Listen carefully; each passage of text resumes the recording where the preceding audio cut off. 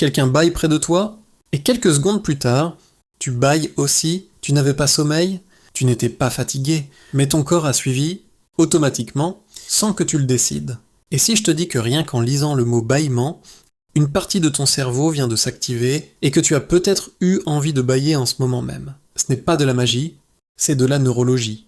Et la vraie explication derrière ce phénomène est bien plus fascinante que tu ne le crois. Reste avec moi, parce qu'à la fin de cette vidéo, tu vas comprendre quelque chose d'extraordinaire sur ton cerveau. Si tu as déjà bâillé en regardant quelqu'un bâiller, laisse un like maintenant et reste jusqu'à la fin.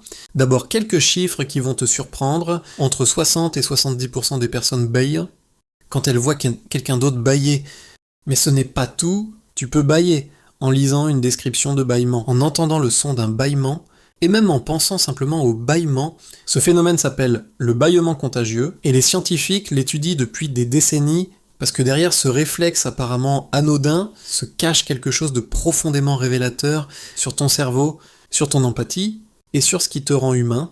La première explication est la plus fondamentale, et elle repose sur l'une des découvertes les plus importantes de la neuroscience moderne, les neurones miroirs.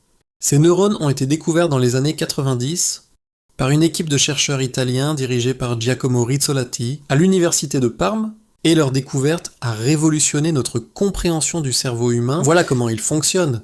Quand tu observes quelqu'un faire une action, certains neurones dans ton cerveau s'activent, exactement comme si c'était toi qui faisais cette action. Pas métaphoriquement, neurologiquement, les mêmes zones cérébrales s'illuminent. Que tu fasses l'action ou que tu la regardes faire, ces neurones sont à la base de notre capacité à imiter, à apprendre par observation et à ressentir ce que les autres ressentent. Quand tu vois quelqu'un bâiller, tes neurones miroirs simulent le bâillement dans ton propre cerveau, et cette simulation est si puissante qu'elle déclenche le réflexe réel. Ton corps suit ce que ton cerveau simule. La deuxième explication est celle qui va vraiment te faire réfléchir. Des chercheurs de l'université de Leeds, au Royaume-Uni, ont mené une étude fascinante en 2007. Ils ont observé différents groupes de personnes et mesuré leur susceptibilité au bâillement contagieux. Le résultat était clair et surprenant. Les personnes avec un niveau d'empathie plus élevé bâillaient de façon contagieuse beaucoup plus souvent que les personnes avec un niveau d'empathie plus faible.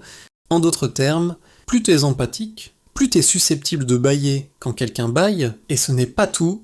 Des études sur des personnes atteintes de troubles du spectre autistique ont montré qu'elles sont significativement moins sensibles au bâillement contagieux, ce qui renforce l'hypothèse d'un lien direct entre empathie et bâillement contagieux. Si tu bâilles facilement en voyant les autres bâiller, c'est probablement parce que tu es quelqu'un de particulièrement empathique. Ton cerveau est câblé pour ressentir ce que les autres ressentent. La troisième explication nous ramène des millions d'années en arrière. Chez nos ancêtres primates, des chercheurs ont observé que le bâillement contagieux existe aussi chez les chimpanzés, les bonobos, et même certains chiens, mais pas chez tous les animaux. Et cette sélectivité est révélatrice. La théorie évolutive suggère que le bâillement contagieux servait à synchroniser le comportement des groupes sociaux.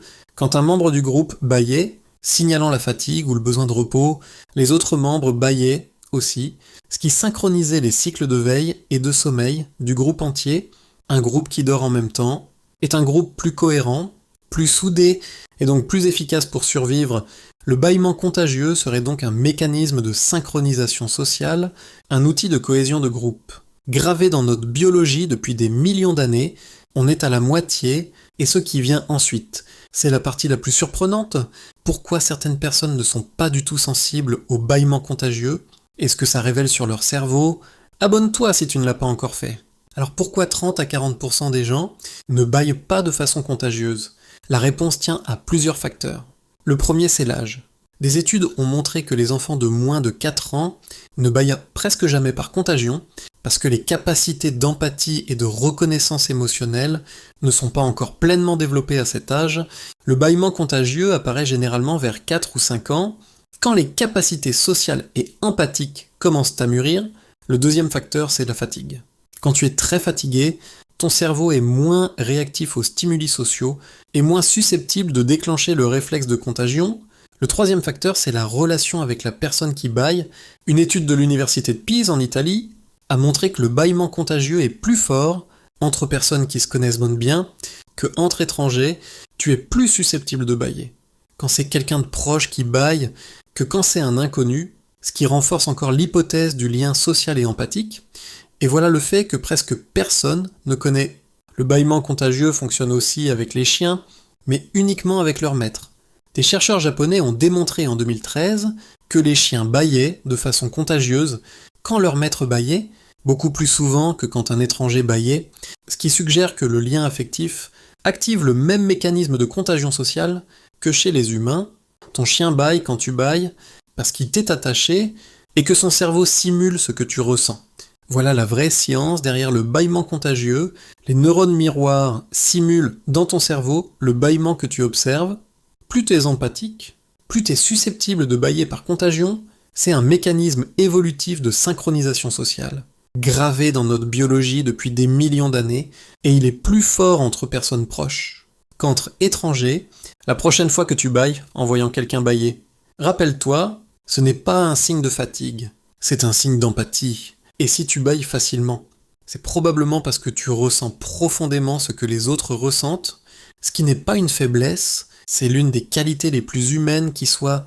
Si cette vidéo t'a appris quelque chose, laisse un like, dis-moi en commentaire, tu as bâilli pendant cette vidéo, abonne-toi à la chaîne pour apprendre des choses que personne ne t'enseigne.